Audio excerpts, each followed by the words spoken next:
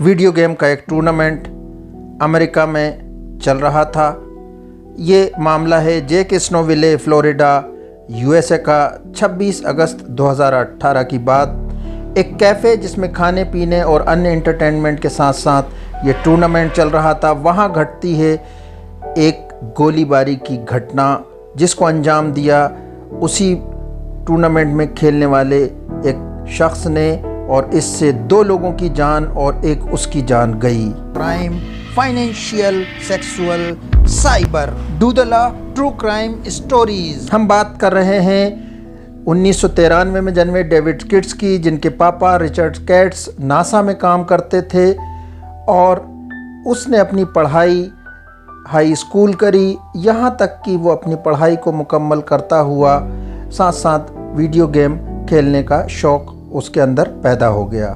Video game की दुनिया बहुत ही रोमांचक है।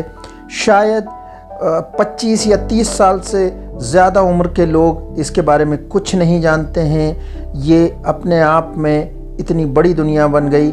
डेविड केट्स इसी दुनिया का एक हिस्सा था जिसमें पैसा भी मिलता है, जिसमें शोहरत भी है और आप अपना एक करियर इसमें बना सकते हैं। 2017 में इसी तरह के एक टूर्नामेंट को जीता था डेविड केट्स ने।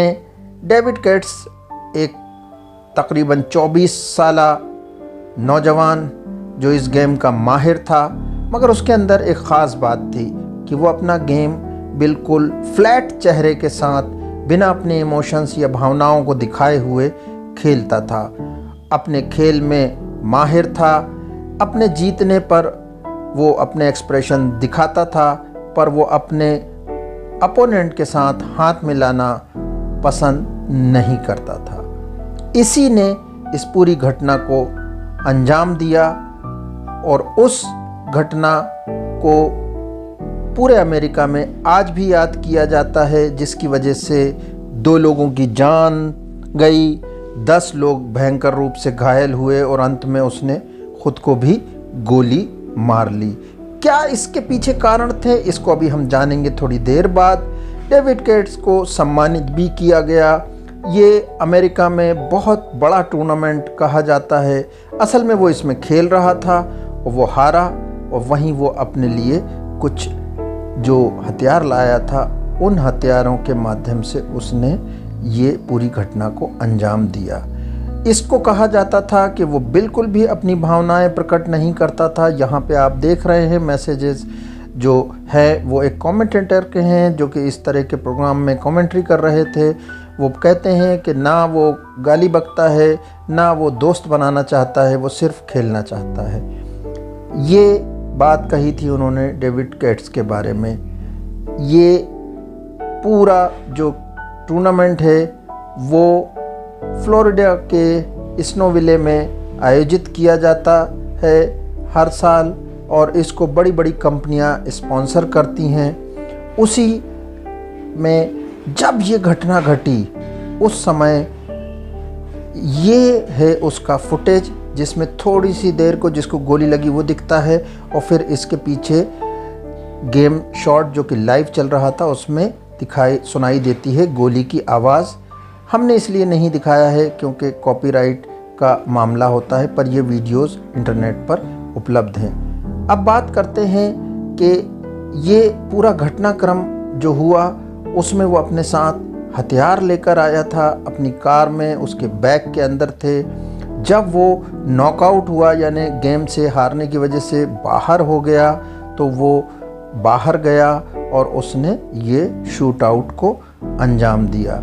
इस पूरे घटनाक्रम में जिन लोगों ने अपनी जान गंवाई वो 2 लोग तो इस दुनिया से चले ही गए। एक बार फिर से देखते हैं हम। ये है वो घटनाक्रम जहां वो गोली चली। यहाँ पर वो गोली चली, पुलिस आई, पुलिस ने इसको इन्वेस्टिगेट किया, पूरे एरिया को उन्होंने कॉर्डन ऑफ किया। इसके बाद कुछ केस भी चले, जो ऑर्गेनाइज़र थे उनके ऊपर केस चला कि उन्होंने सुरक्षा नहीं करी।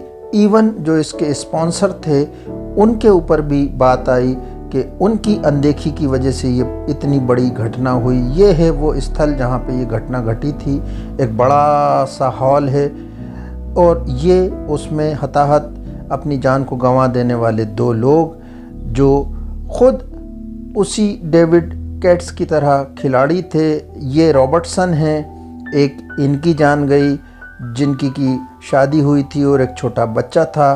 और रॉबर्टसन के साथ ही उस दौरान उसी हॉल में गेम खेलने में मौजूद एक और व्यक्ति की जान गई जो कि रॉबर्टसन और डेविड कैट्स की तरह ही एक खिलाड़ी थे।